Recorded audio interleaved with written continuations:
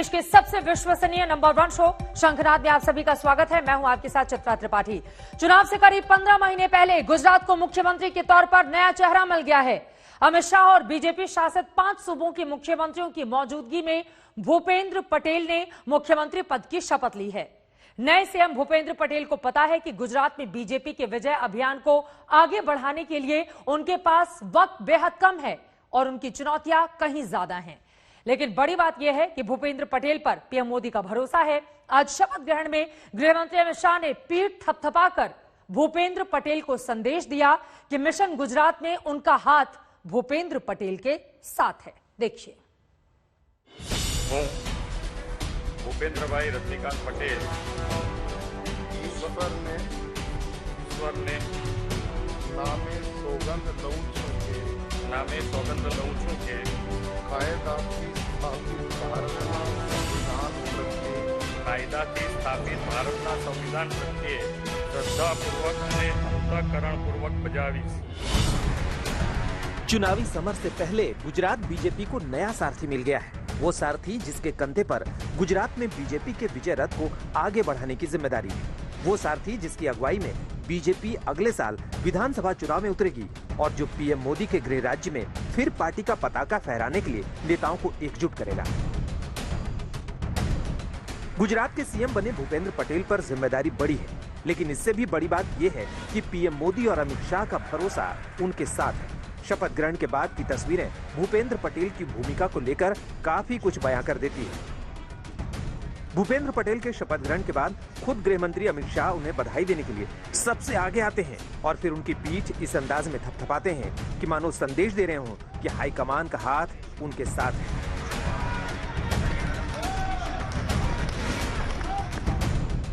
और इसी भरोसे के चलते भूपेंद्र भाई की किस्मत का कमल लहलहा कर खिल पड़ा है। भूपेंद्र ना तो कभी सरकार में मंत्री रहे और ना कभी उनके पास बड़ा पद रहा, लेकिन उन्हें गुजरात की कमान देकर पूरी पार्टी को साफ संदेश दे दिया गया है। यानी गुजरात के विधानसभा चुनाव में नाम नरेंद्र मोदी का चलेगा और चेहरा भूपेंद्र पटेल होंगे। भूपेंद्र पटेल भी पीएम मोदी के नेतृत्व में इस भूमिका पर खरा उतरने का भरोसा दिला रहे हैं।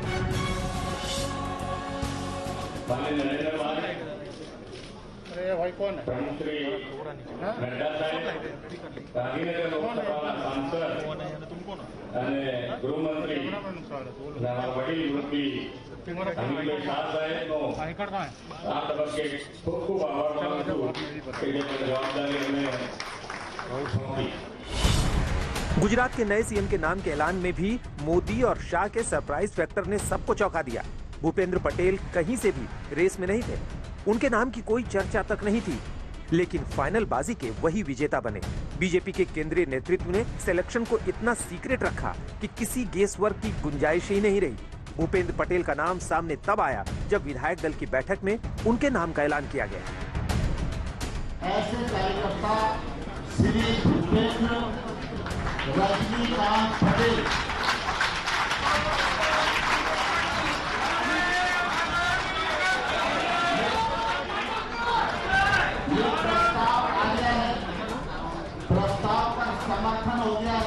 इस ऐलान के वक्त भूपेंद्र पटेल खुद बैक बेंच पर बैठे थे और जब उनका नाम लिया गया तो उनके चेहरे पर जो भाव था उसे वहां मौजूद हर किसी ने देखा।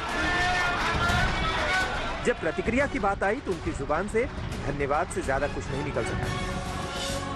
माननीय नरेंद्र भाई, माननीय नड्डा जी और अमित भाई शाह साहब का तहे दिल से आभार मानना चाहता हूं और गुजरात प्रदेश के सभी वरिष्ठ नेता माननीय सीआर पाटिल साहब और हमारे विजय भाई साहब की टीम का सबका मैं तहे दिल से धन्यवाद मानता हूं। यहाँ तक कि परिवार वालों को भी भूपेंद्र पटेल की इतनी बड़ी जिम्मेदारी मिलने की खबर नहीं थी। जब उनकी पत्नी से पूछा गया कि उन्हें इसकी खबर कब मिली तो उनका जवाब यही था कि शाम के 4:05 पर टीवी पर चली खबर से उन्हें ये खुशखबरी मिली।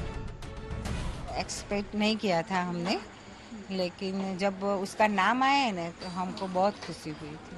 आज किस प्रकार का घर पे माहौल है, क्या क्या प्रिपरेशन उनके लिए की गई है? आज तो हमारे घर पे दिवाली जैसा माहौल है। अब भूपेंद्र पटेल ने गुजरात जैसे अहम सूबे की जिम्मेदारी संभाल ली है। उन्हें खुद भी एहसास है कि गुजरात का मुख्यमंत्री होने के मायने क्या है। यही वजह है कि सीएम पद की शपथ लेने से पहले उन्होंने मंदिर मंदिर जाकर भगवान का भी आशीर्वाद लिया।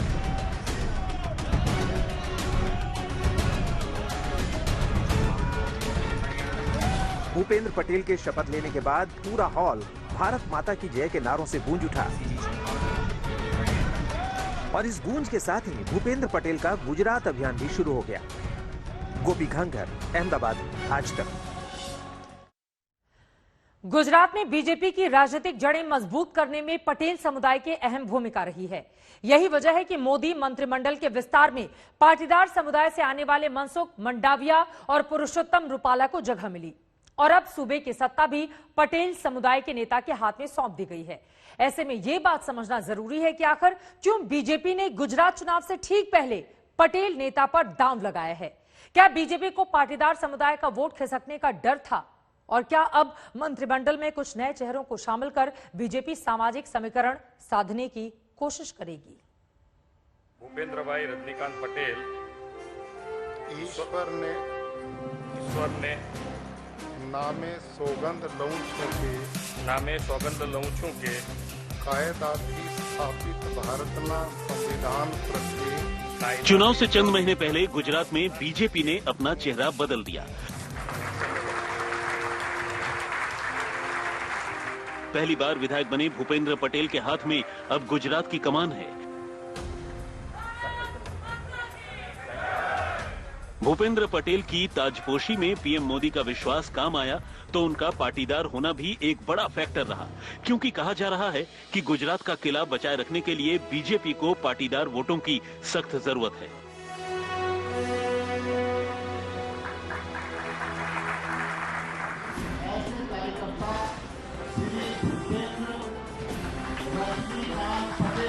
बीजेपी ने भूपेंद्र पटेल की साफ छवि देखी, जातीय समीकरण का नफा नुकसान देखा और उनके नाम का ऐलान कर दिया।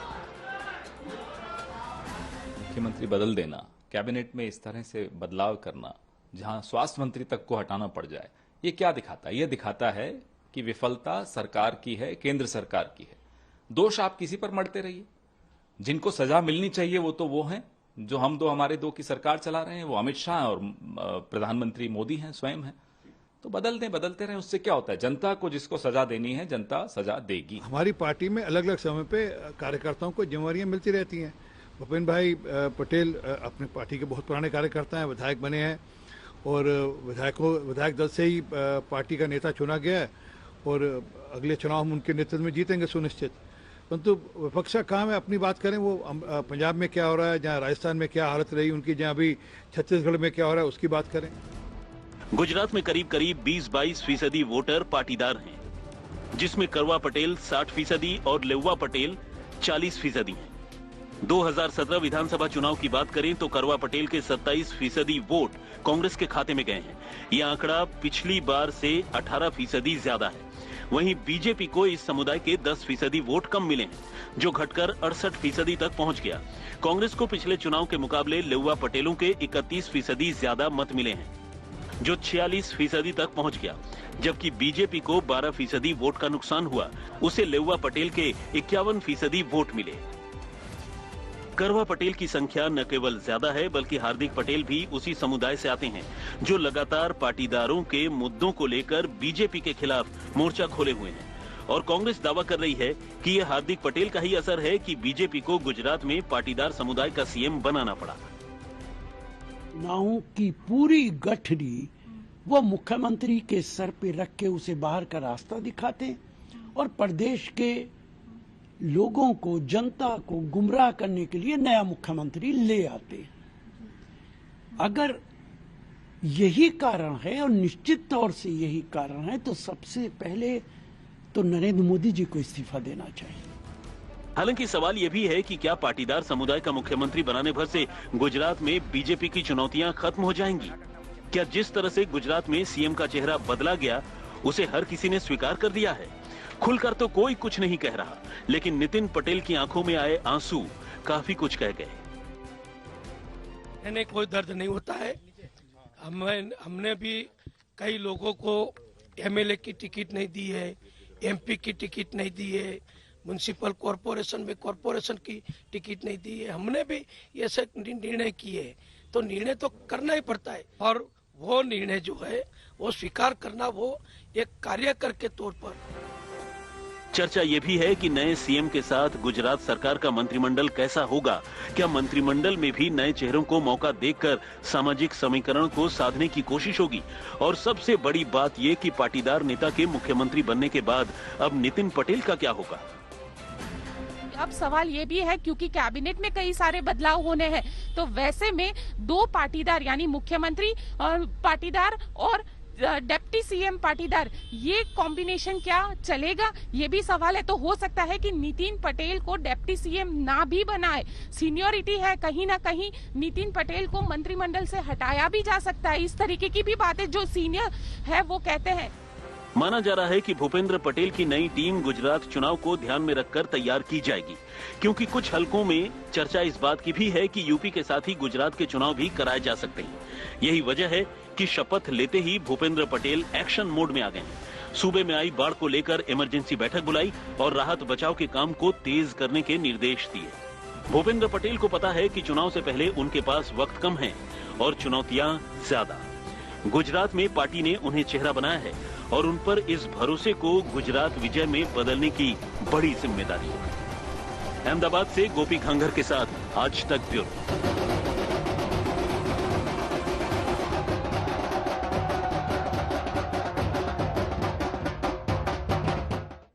गुजरात में वैसे तो अगले साल के आखिर में यानी कि नवंबर दिसंबर के आसपास होने हैं चुनाव, लेकिन तैयारी बीजेपी ने अभी से शुरू कर दी है।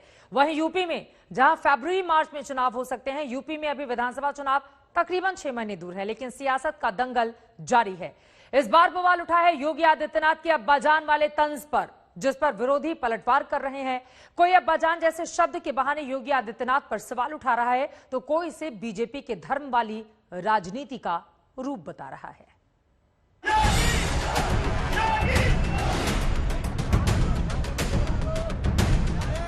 अब्बाजान कहने वाले राशन हजम कर जाते थे। अब्बाजान योगी आदित्यनाथ के सियासी शब्दकोश से निकला एक ऐसा शब्द जिसका इस्तेमाल वो इशारों में हमले के लिए कर रहे हैं और इस शब्द के सहारे ऐसा वार कर रहे हैं कि यूपी की सियासत में घमासान मच गया है। योगी के हमलों और निशाने पर आए विपक्ष की बात बाद में, पहले ये समझने की कोशिश करते हैं कि आखिर अब्बा जान कहने वाले हैं कौन। यूपी की सियासत में इस शब्द के मायने क्या हैं और क्यों योगी बार बार अब्बा जान बोलकर विरोधियों पर वार कर रहे हैं। अब्बाजान कहने वाले राशन हजम। दरअसल इस शब्द के मायने के पीछे पूरा गणित 2022 के यूपी चुनाव का है। इस शब्द की धार्मिक व्याख्या है, तुष्टीकरण वाली राजनीति पर तंज है और इस शब्द में ध्रुवीकरण कराने का भी दम है। उत्तर प्रदेश के कुशीनगर में जनसभा को संबोधित करते हुए रविवार को मुख्यमंत्री योगी आदित्यनाथ तुष्टीकरण बनाम विकास का मतलब समझा रहे थे। सबसे पहले गौर से उसे सुनिए। अब्बाजान कहने वाले राशन हजम कर जाते थे।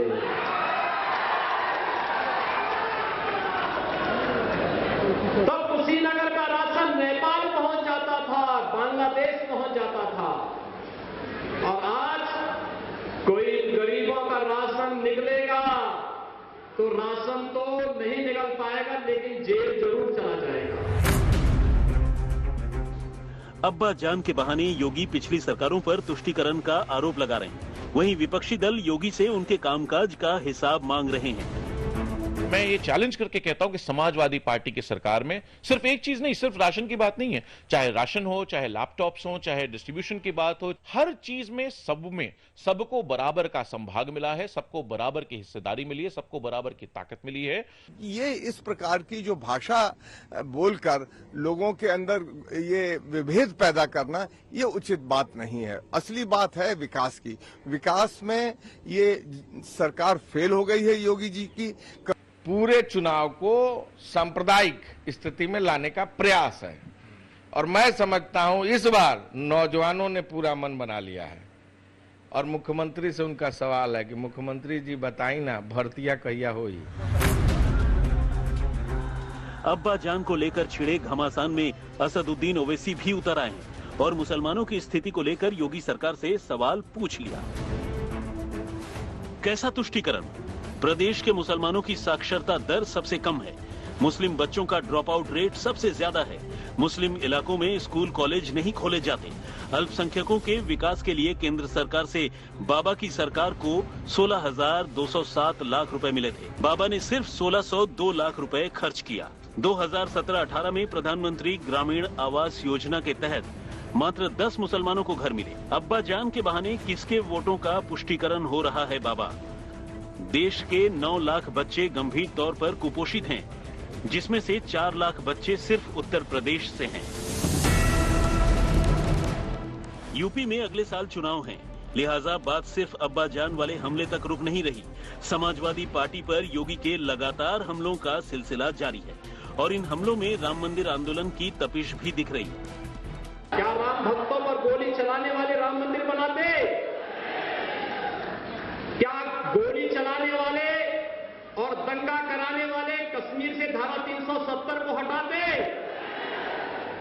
तालिबान का समर्थन करने वाले क्या 3 तलाक को रोकते? तो भाइयों बहनों, फिर इस जातिवादी और वंशवादी मानसिकता को प्रदेश की जनता कतई बर्दाश्त न करे। 2022 यूपी चुनाव अभी 6 महीने दूर हैं और राजनीति का ये अंदाज आने वाले दिनों की तस्वीर दिखा रहा है। इसकी झलक आज तक के कार्यक्रम में ही दिख गई थी, जब अखिलेश पर हमले के लिए योगी ने अब्बा जान शब्द का इस्तेमाल किया था। अखिलेश यादव जी मंच पर थे, उन्होंने कहा कि कुछ चीजों का क्रेडिट ये सरकार लेती है, शिलान्यास हमने किए, काम हमने किए, उद्घाटन करने योगी जी पहुंच गए। देखिए, वो सच बोल रहे हैं कि हमने कहा था कि रामलला हम आएंगे, मंदिर वहीं बनाएंगे, ये हम ही ने कहा था। और हमने कितना सच किया है, आज जब अयोध्या में राम जन्मभूमि के भव्य मंदिर निर्माण का कार्य शुभारंभ हो चुका है, उनके अब्बा जान तो कहते थे कि हम परिंदा भी पर नहीं मारने देंगे। उत्तर प्रदेश में चुनावी माहौल गरमाने के साथ साथ नए नए शब्दों से हमलों का सिलसिला शुरू हो गया है, जो आने वाले दिनों में और भी तेज होना तय है। आज तक ब्यूरो। वहीं भगवान राम की नगरी अयोध्या इस बार यूपी की सियासी पार्टियों के लिए धाम बन गई है। हर पार्टी का नेता अयोध्या से अपने अभियान की शुरुआत कर रहा है। हर कोई भगवान राम के सहारे चुनावी नैया पार करने की कोशिश में जुटा हुआ है और अब अयोध्या में धर्म की सियासी जंग में आम आदमी पार्टी भी कूद पड़ी है।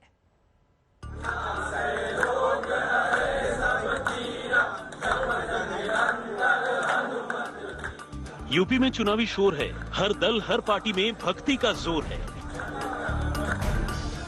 हर कोई भक्ति से सियासी शक्ति हासिल करने में जुटा है और सियासत के इस धर्म कर्म का केंद्र बन गई है भगवान राम की नगरी अयोध्या। आम आदमी पार्टी ने भी अपना चुनावी अभियान अयोध्या से ही शुरू किया है। मंगलवार से शुरू होने वाली तिरंगा यात्रा से पहले खुद दिल्ली के डिप्टी सीएम मनीष सिसोदिया अयोध्या पहुंचे, साधु संतों का आशीर्वाद लिया, संतों के साथ बैठकर भंडारे में खाना खाया और फिर भक्ति भाव में डूब गए। यूपी में इन दिनों कुछ ऐसी सियासी बयार बह रही है कि हर किसी के कर्म में धर्म की झलक दिखी जाती है। हर कोई खुद को राम भक्त बता रहा है और हर किसी को यूपी में भगवान राम की कृपा बरसने का भरोसा है। भगवान राम के दर्शन करने के लिए और हनुमान जी के दर्शन करने के लिए इसीलिए आए कि उत्तर प्रदेश में सरकार बने और देश भर की राजनीति भगवान राम की राजनीति से प्रेरणा ले, जिसमें वो सबरी को भी उतना ही पवित्र मानते थे, जिसमें वो अपने नगरी के रहने वाले सभी लोगों को इंसान के रूप में सबको बढ़िया मानते थे और सबके लिए शिक्षा, सबके लिए स्वास्थ्य, इसकी व्यवस्था हो। दरअसल अयोध्या इस बार यूपी की सियासत का केंद्र बिंदु बना हुआ है। यही वजह है कि सीएम योगी आदित्यनाथ बार बार अयोध्या का दौरा कर रहे हैं। बीएसपी ने अपने ब्राह्मण सम्मेलन की शुरुआत अयोध्या से ही की। ओवैसी ने भी अयोध्या की धरती से चुनावी आगाज किया और समाजवादी पार्टी यहां प्रबुद्ध सम्मेलन कर रही है। यानी सभी पार्टियों को पता है कि 2022 में यूपी की जीत का रास्ता अयोध्या से होकर गुजरेगा। भक्ति के जरिए चुनावी शक्ति जुटाने की कुछ ऐसी ही तस्वीरें कांग्रेस महासचिव प्रियंका गांधी के रायबरेली दौरे पर भी नजर आई। रायबरेली पहुंचने पर पहले प्रियंका गांधी ने रास्ते में हनुमान मंदिर में दर्शन किए थे, लेकिन इस सियासी कवायद के बीच सवाल यह है कि भक्ति के जरिए वोटरों को लुभाने की कोशिश में विपक्ष कितना कामयाब होगा, क्योंकि चुनाव से पहले विपक्षी नेताओं की भक्ति के बहाने बीजेपी पूरे विपक्ष को निशाने पर ले रही है। यहाँ श्रीमती प्रियंका वाड्रा जी को सीएम फेस बनावे, चाहे श्री राहुल गांधी जी को सीएम फेस बनावे, और चाहे जो बयान दे रहे हैं वो स्वयं बन जावे, लेकिन उत्तर प्रदेश और देश की जनता ने कांग्रेस को अस्वीकार कर दिया है।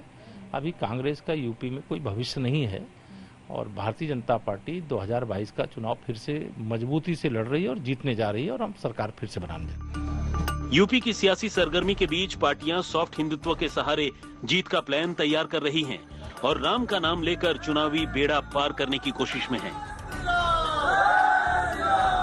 आज तक ब्यूरो।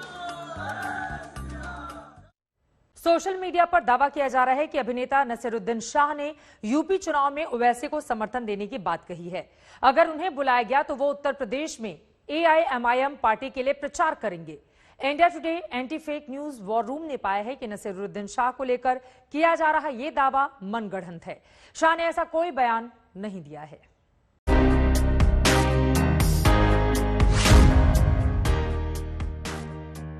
उत्तर प्रदेश में अगले साल होने वाले विधानसभा चुनाव के लिए AIMIM चीफ असदुद्दीन ओवैसी ने कमर कस ली है। उन्होंने राज्य की 100 सीटों पर चुनाव लड़ने का ऐलान किया है। इसी के चलते ओवैसी लगातार यूपी के दौरे भी कर रहे हैं। इस बीच सोशल मीडिया पर दावा किया जा रहा है कि दिग्गज अभिनेता नसीरुद्दीन शाह ने यूपी चुनाव में ओवैसी को समर्थन देने की बात कही है। एक पोस्ट के अनुसार नसीरुद्दीन शाह ने ओवैसी को एक ईमानदार नेता बताते हुए कहा है कि अगर उन्हें बुलाया गया तो वो उत्तर प्रदेश में AIMIM पार्टी के लिए प्रचार करेंगे। फेसबुक और ट्विटर पर सैकड़ों लोग ऐसा दावा कर चुके हैं। नसीरुद्दीन शाह के इस कथित बयान को सच मानते हुए AIMIM समर्थक उनका शुक्रिया अदा कर रहे हैं। India today anti fake news war room ने पाया कि नसीरुद्दीन शाह को लेकर किया जा रहा ये दावा मनगढ़ंत है। शाह ने ऐसा कोई बयान नहीं दिया है। पोस्ट की सच्चाई जानने के लिए हमने अलग अलग कीवर्ड की मदद से इंटरनेट पर पड़ताल की, लेकिन ऐसी कोई खबर नहीं मिली जिसमें नसीरुद्दीन शाह के इस कथित बयान का जिक्र हो। अगर शाह ओवैसी की पार्टी के लिए प्रचार करने का ऐलान सचमुच करते तो ये एक बड़ी खबर बनती और हर जगह छाई रहती। जानकारी पुख्ता करने के लिए हमने नसीरुद्दीन शाह के सेक्रेटरी जयराज पाटिल से संपर्क किया। जयराज ने इस बात की पुष्टि करते हुए कहा कि वायरल दावा पूरी तरह झूठ है। नसीरुद्दीन शाह ने ऐसा कुछ नहीं कहा है। जयराज का कहना था कि नसीरुद्दीन शाह AIMIM या किसी भी पार्टी के लिए चुनाव प्रचार करने नहीं जाएंगे। इस तरह हमारी पड़ताल में ये साबित हो जाता है कि नसीरुद्दीन शाह के नाम पर एक झूठा बयान वायरल हो रहा है। शाम के 7:30 बज चुके हैं। शंखनाद में एक बार फिर से आप सभी का स्वागत है। आपके साथ मैं हूं चित्रा त्रिपाठी। जिस अलीगढ़ में एक मुस्लिम यूनिवर्सिटी पहले ही मौजूद है, उसी अलीगढ़ में कल प्रधानमंत्री नरेंद्र मोदी राजा महेंद्र प्रताप सिंह के नाम पर एक नई यूनिवर्सिटी की आधारशिला रखेंगे। अलीगढ़ में जाट राजा महेंद्र प्रताप सिंह के नाम पर यूनिवर्सिटी का वादा 2 साल पहले मुख्यमंत्री योगी आदित्यनाथ ने किया था, जिसे कल पीएम मोदी पूरा करने के लिए जा रहे हैं। देखिए।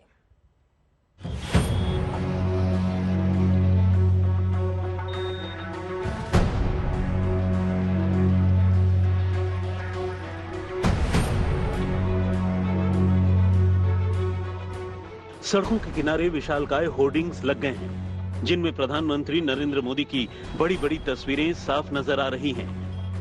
प्रशासन पूरी तरह चौकस है। सड़कों पर जगह जगह चेकिंग चल रही है। प्रधानमंत्री नरेंद्र मोदी मंगलवार को अलीगढ़ पहुंच रहे हैं। उनकी यात्रा की तैयारियों में रत्ती भर कोर कसर न रह जाए, इस नाते मुख्यमंत्री योगी आदित्यनाथ खुद आला अफसरों के साथ अलीगढ़ पहुंचे और तैयारियों का जायजा लिया। योगी आदित्यनाथ उस पंडाल में भी पहुंचे जहां प्रधानमंत्री मोदी एक जनसभा को संबोधित करेंगे। मंच पर पहुंचकर योगी ने पूरे इंतजाम का जायजा लिया। प्रधानमंत्री नरेंद्र मोदी 14 सितंबर को दोपहर 12 बजे अलीगढ़ पहुंचेंगे।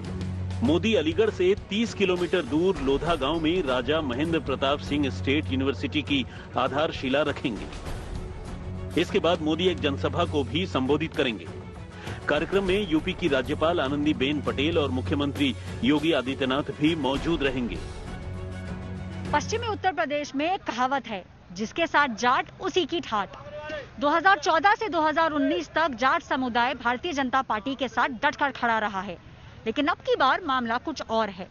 एक तरफ उत्तर प्रदेश के चुनाव आने वाले हैं, तो दूसरी तरफ किसानों का आंदोलन जोर पकड़ रहा है और इन्हीं सब बातों को मद्देनजर रखते हुए भारतीय जनता पार्टी जाटों पर फोकस बनाए हुए है।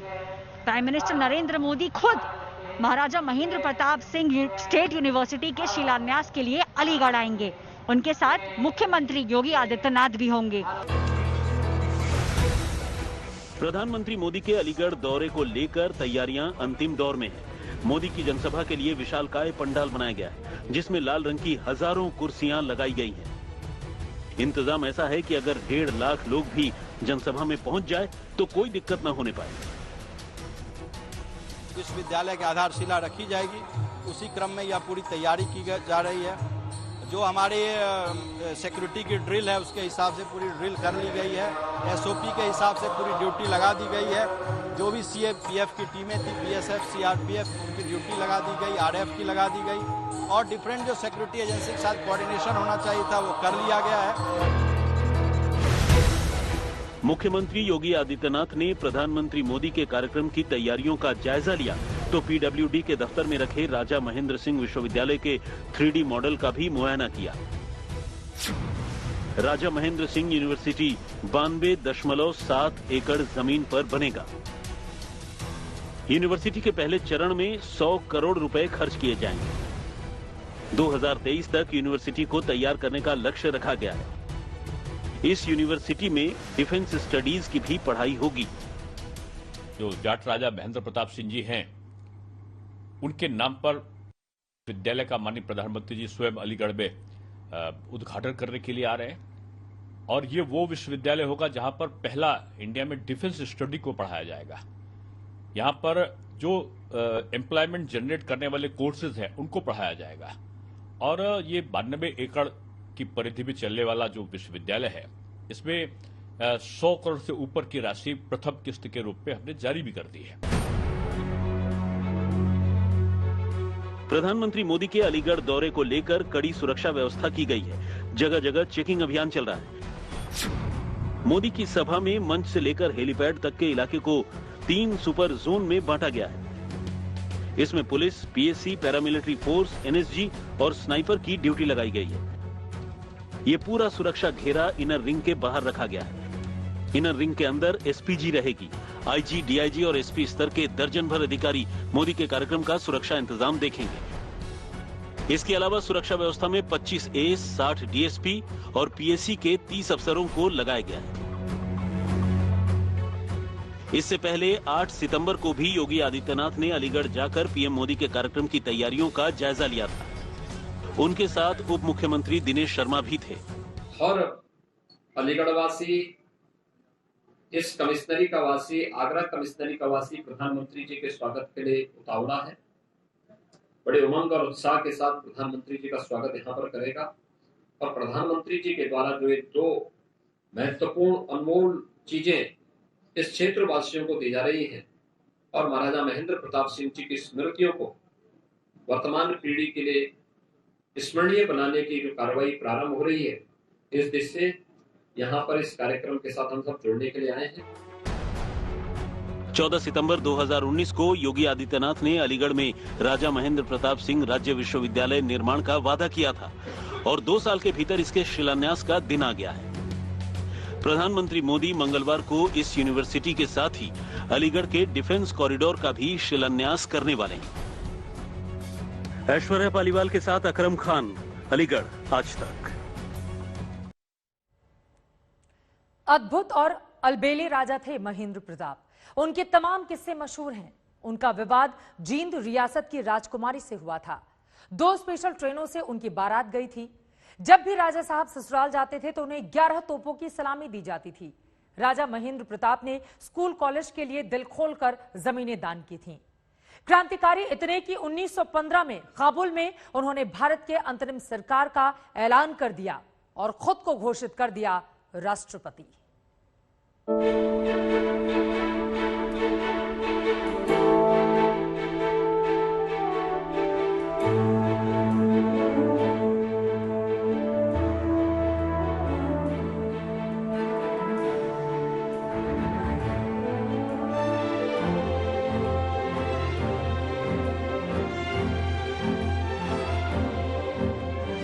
हाथरस के राजा महेंद्र प्रताप सिंह, जिनकी बहादुरी और दिलदारी की कहानियां कही जाती हैं, अब राजा साहब का नाम सियासत की बिसात पर बिछा हुआ है। कहते हैं कि अलीगढ़ मुस्लिम यूनिवर्सिटी के लिए राजा महेंद्र प्रताप सिंह ने जमीन दी थी, लेकिन यूनिवर्सिटी में कहीं भी उनका कोई जिक्र नहीं किया जाता है। राजा महेंद्र प्रताप सिंह जो जाट राजा के रूप में जाने जाते थे, अफगानिस्तान में उन्होंने एक अंग्रेजों से लड़ते हुए एक अंतरिम सरकार का गठन भी किया था। और जो पहला टेक्निकल विद्यालय है, मैं समझता हूँ एशिया में होगा, वो उन्होंने वृंदावन में, मथुरा में बनाया था। मदन मोहन मालवीय जी ने उसका उद्घाटन किया था। कासगंज में उन्होंने विद्यालय बनाया। बीएचयू के लिए जमीन दी। उसके बाद मुस्लिम यूनिवर्सिटी अलीगढ़ के लिए उन्होंने जमीन दी, लेकिन जमीन देने वाले व्यक्ति का नाम कहीं उस विश्वविद्यालय में दर्ज नहीं है। राजा महेंद्र प्रताप सिंह के नाम पर सियासत की चर्चा तो हम करेंगे ही, लेकिन उससे पहले जान लीजिए कि राजा महेंद्र प्रताप सिंह थे कौन। राजा महेंद्र प्रताप सिंह का जन्म 1 दिसंबर 1886 को हाथरस के मुरसान के राजा घनश्याम सिंह के यहाँ हुआ था। जब वो 3 वर्ष के थे तब हाथरस के राजा हरिनारायण सिंह ने उन्हें पुत्र के रूप में गोद ले लिया। बाद में महेंद्र प्रताप हाथरस राज्य के राजा बने। अलीगढ़ में सर सैयद खान ने जिस मोहम्मद एंग्लो ओरिएंटल कॉलेज की स्थापना की थी, वहाँ राजा महेंद्र प्रताप सिंह ने बीए में एडमिशन लिया था। यहाँ वो 1906 तक पढ़े थे। बाद में इसी कॉलेज को अलीगढ़ मुस्लिम यूनिवर्सिटी का नाम दे दिया गया। अलीगढ़ मुस्लिम विश्वविद्यालय का सिटी हाई स्कूल जहाँ बना है, वो जमीन राजा महेंद्र प्रताप सिंह ने एएमयू को दान में दी थी।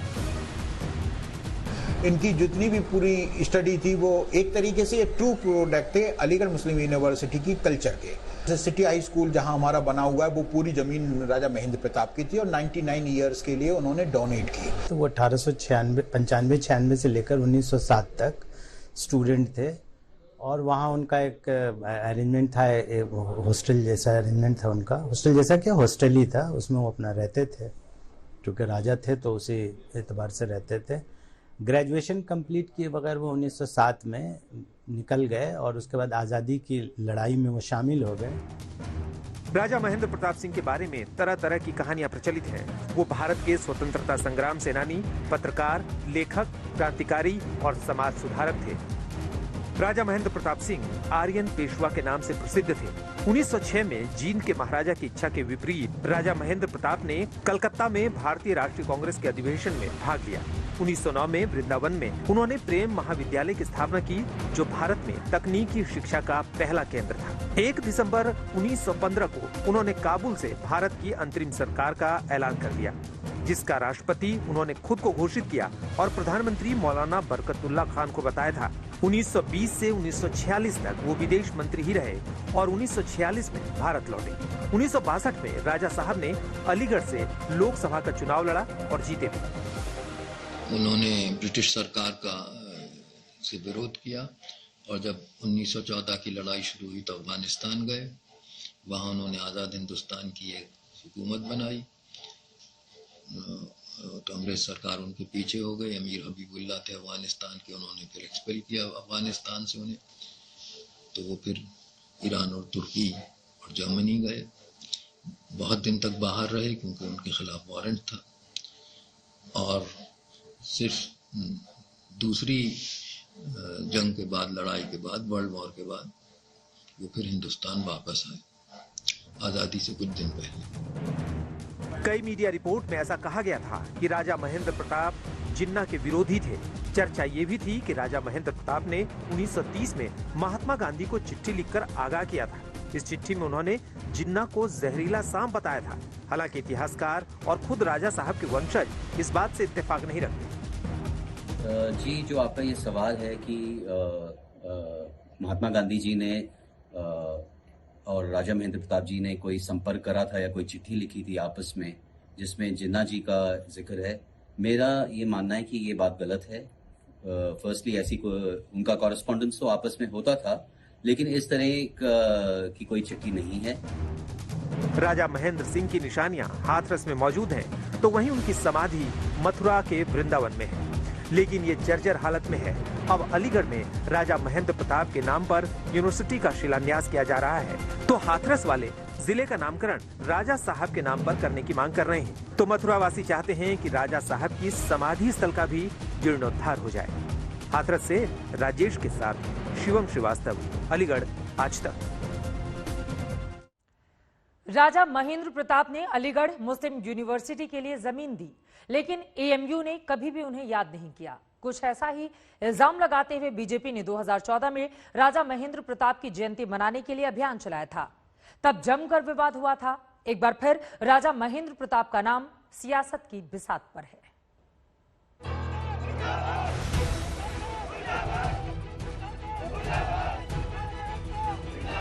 कहावत है कि उत्तर प्रदेश में सत्ता का सूरज पश्चिमी यूपी से निकलता है, और यहाँ के जाटलैंड में किसान आंदोलन ने यूपी सरकार की नाक में दम कर दिया है।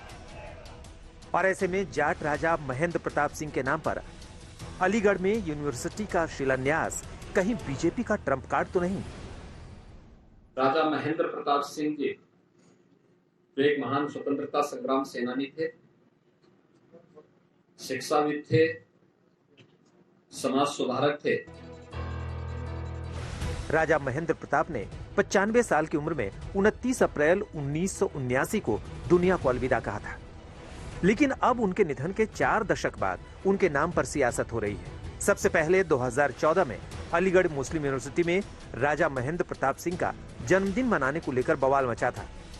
तब बीजेपी ने सवाल उठाया था कि अगर एएमयू के संस्थापक सर सैयद अली खां का जन्मदिन मनाया जाता है, तो यूनिवर्सिटी के लिए जमीन देने वाले राजा महेंद्र प्रताप सिंह का जन्मदिन क्यों नहीं मनाया जा सकता है? कि जब 67 डे मनाया जाता है तो राजा महेंद्र प्रताप जी का जन्मदिन क्यों नहीं? उनके नाम का कोई भी द्वार क्यों नहीं, गेट क्यों नहीं? आप उसको सभागार में क्यों नहीं मनाते अपने में, और उसका कोई न कोई प्रोग्राम क्यों नहीं करते राजा महेंद्र प्रताप का? राजा महेंद्र सिंह की जयंती मनाने को लेकर एएमयू प्रशासन और बीजेपी में तलवारें तन गई।